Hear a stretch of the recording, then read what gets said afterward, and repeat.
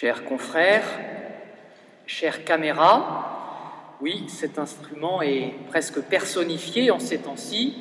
Ne pensez pas que j'aurais à m'exprimer aussi souvent devant une caméra et à agir aussi souvent devant une caméra. Mais c'est grâce à cette caméra que je peux dire aussi « chers paroissiens, habituels ou plus occasionnels ». Il n'y a pas tout à fait 2000 ans, en Judée, à Jérusalem exactement, 2 soldats veillent. Ils sont en poste depuis plusieurs heures. On leur avait dit qu'on leur apporterait de quoi manger, qu'on viendrait les relayer, mais personne en vue. Le petit panier garni de quelques provisions qu'ils ont attrapées juste avant de partir pour leur mission est vide. Ces soldats montent à garde devant un tombeau. Ce tombeau a été fermé vendredi, juste avant le coucher du soleil. Eux, ces soldats, ils sont arrivés le samedi matin. Ils ont mis les scellés sur la pierre qui ferme le tombeau. Ils n'ont vu personne de la journée. Ils sont fatigués, las de cette journée, et ils s'endorment. Ils sont réveillés au petit matin, non pas par la douceur du soleil printanier, mais brusquement. C'est comme s'ils avaient rêvé. Comme le brouillard peut voiler le paysage quelques moments, sortis de leur torpeur, ils assemblent leurs impressions, telles des pièces d'un puzzle. Leurs idées sont encore bien floues. Ces femmes, éplorées, telles des ombres furtives qui arrivent, une créature céleste, une intense lumière, une lumière remplie d'une force vivante, et puis ce bruit, le bruit d'un grand fracas, telle une vague qui viendrait s'échouer sur une falaise. Enfin le calme, la paix.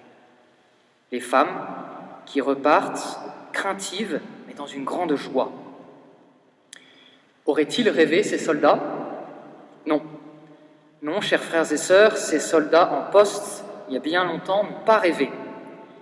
Ils ont été témoins, passifs, mais témoins de la résurrection de Jésus. Lui, il était mort, il est revenu à la vie.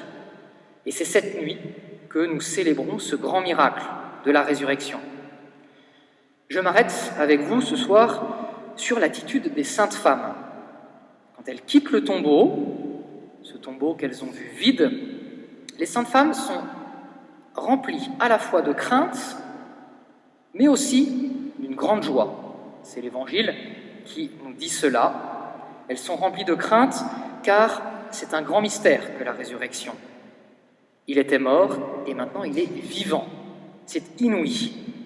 Elles sont dans une espèce de stupeur devant quelque chose qui les dépasse, devant quelque chose qui semble impossible, mais qui pourtant est bien là, qui pourtant est bien réel.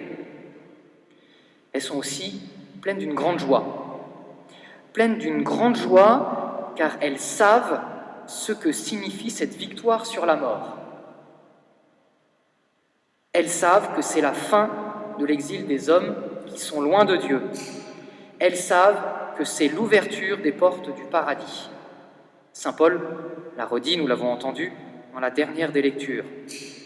Ce Jésus qu'elles ont suivi quelques années sur la terre, ce Jésus qu'elles aimaient tant, elles vont pouvoir le retrouver, elles vont pouvoir rester pour toujours avec lui.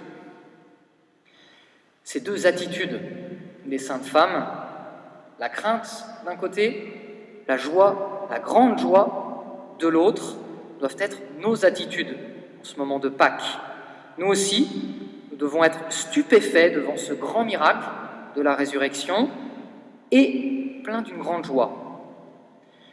Quand on a le moral au fond des chaussettes, quand rien ne va pour nous, comme un rayon de soleil qui viendrait traverser les nuages, il me semble que la pensée de cet immense cadeau de la résurrection et de ce qu'elle nous apporte nous réconforte, doit nous réjouir.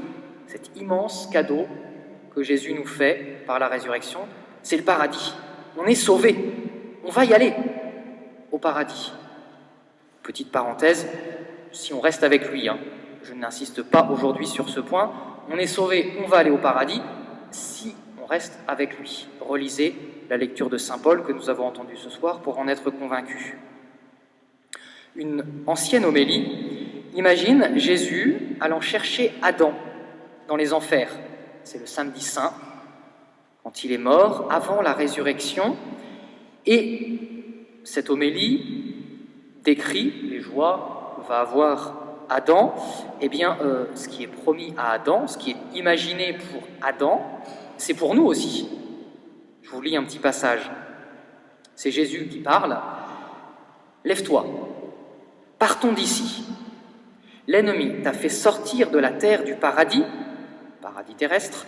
Moi, je ne t'installerai plus dans le paradis terrestre, mais sur un trône céleste. Je t'ai écarté de l'arbre symbolique de la vie, mais voici que moi, je suis la vie. Je ne fais qu'un avec toi.